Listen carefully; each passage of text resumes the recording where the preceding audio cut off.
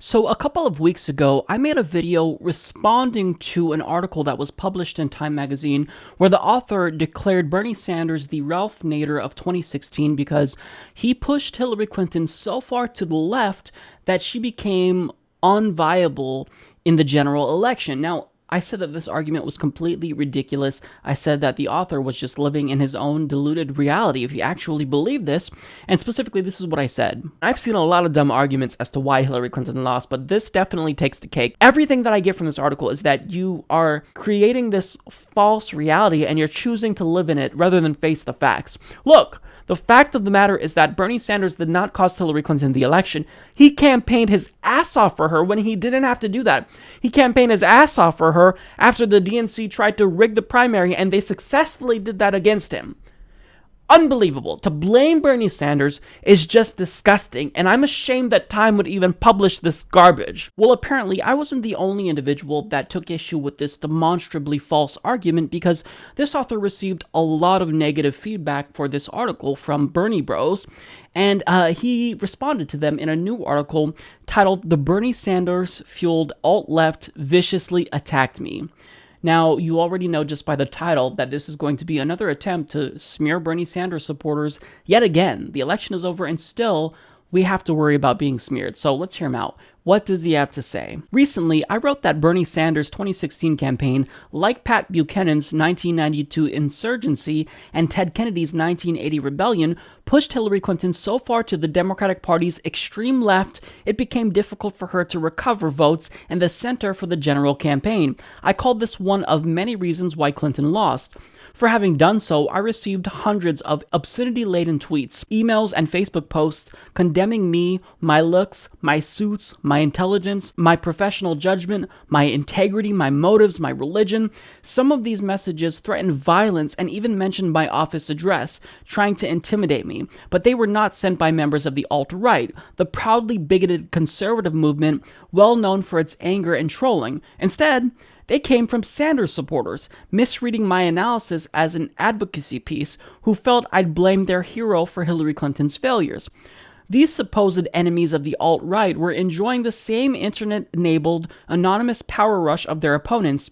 They shirked responsibility for the words they post, the hate they spew, the democratic dialogue they demean. Their sense of injury trumped all. Hillary Clinton defined the alt-right as rejecting mainstream conservatism. Now, resenting Trump's rise, these Bernie or bust and never Hillary followers reject mainstream liberalism. They call Clinton a Republican or a neoliberal, because she is, their all-purpose epithet for non-conservatives lacking their ideological purity. And for their work, all they will do is strengthen Trump's right as they browbeat their natural, more reasonable allies as neoliberals and keep Trump and his followers feeling attacked, self-righteous, and thus unwilling to temper or compromise. Now, he states that he got a lot of anti-Semitic attacks against him and whatnot, and threats, and I don't condone any of that. I unequivocally condemn that type of personal attacks. I think that if you're going to disagree with someone, you should state substantive reasons why you disagree with their argument, so I don't support that. However, this attack that he talks about, is that representative of the majority of feedback he got from this article?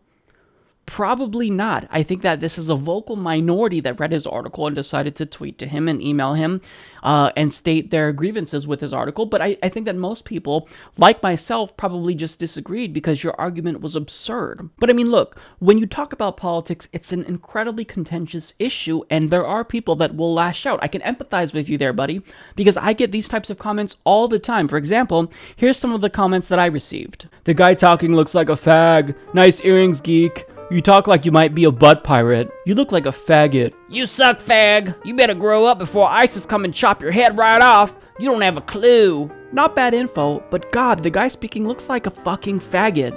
Why are liberal men always so faggy looking?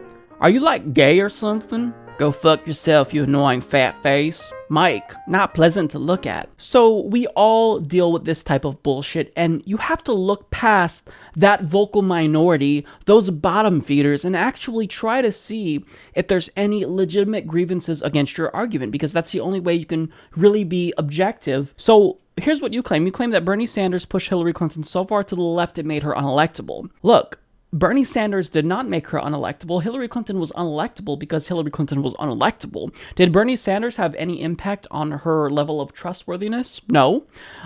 Did Bernie Sanders, who pushed her to adopt policies that were incredibly popular, make her less electable? No, if anything, he made her more electable. Now, also, you claim that we reject mainstream liberalism. Well, Hillary Clinton was not representative of mainstream liberalism, hence why she didn't inspire the base. If you actually are a true liberal, if you run as a progressive like Obama did in 2008, you can actually get the base excited and they'll come out to support you. The fact that Hillary Clinton was not a true liberal, well, it's proven in how much less votes she received than Obama did in 2008. The same people who came out to enthusiastically vote for Obama in 2008 and even 2012 did not support Hillary Clinton this time. It's because she tried to run as a conservative. She courted neoconservative warmongers and sought out the endorsements of John Negroponte and Henry Kissinger. If you do that, the liberal base is not going to support you. Also, you claim that we attack and criticize natural allies. And look, as someone who is very critical of liberals in the Democratic Party, I can understand where you're coming from, but my criticisms are meant to be constructive. And furthermore, when it comes to criticizing liberals, many people say, well, progressives, all they want to do is bash Democrats.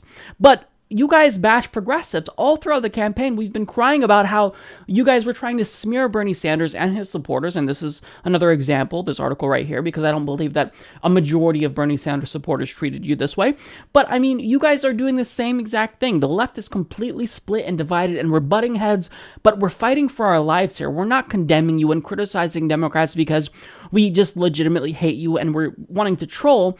We're criticizing the Democratic Party establishment because we're getting them to wake up. We're trying to snap them out of this money-induced trance that they're in and tell them that if they don't turn around and actually look out for their base and stop trying to cozy up with limousine liberals and liberal party elites, then they're going to fail and they're going to lose, and that's going to deleteriously impact not just them but us as well, and we want that to stop. So by criticizing Democrats, by criticizing neoliberal candidates like Hillary Clinton because she was a neoliberal based objectively on her policy positions, we're trying to make a difference. Now, I get that objectivity is something that many people disagree with and dislike because it's really difficult to, have introspection and look at your own party and how your party is damaged, but it's something that we have to do if we want real change.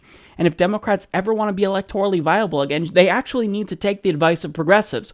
If you run a progressive campaign, you win. If you run a conservative campaign, you lose. Hillary Clinton did just that. And that's why she lost and why Donald Trump will be our next president. Now, the main takeaway and the main reason why I cover this is because I don't want you to try to smear Bernie Sanders supporters and implicitly suggest that all of Bernie Sanders supporters, the alt-left, as you tried to coin, are like this, that if they disagree with you, they're going to attack you and threaten you. No, what you saw was a vocal minority, just like I see a vocal minority of people who disagree with me and call me bad names and threaten me, but that's not representative of an entire group of people.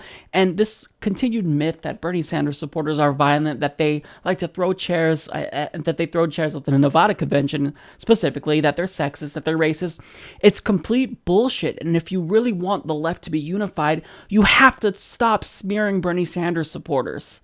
It's not going to be conducive to a unified left, nor will it be conducive to actual change that the party needs.